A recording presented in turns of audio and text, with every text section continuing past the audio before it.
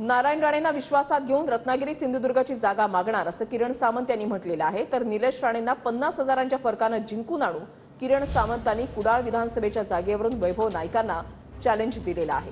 तर आधी तुमच्या लोकसभा उमेदवारीचं बघा, नंतर विधानसभेबाबत बोला असं वैभव नाईक यांनी म्हटलेलं आहे।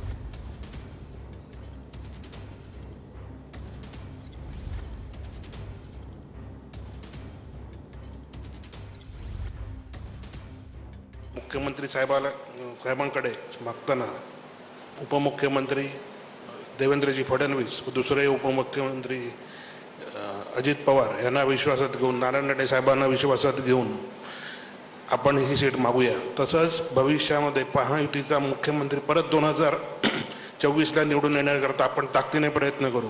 आणि काल जो कोण आमदार बोललाय त्यांना मी सांगू इच्छितो की त्या ठिकाणी काही झालं तरी निलेश राणेंचा विजय हा कमीत कमी 50,000 मतांनी करणार आणि पूर्ण ताकद लावून करणार।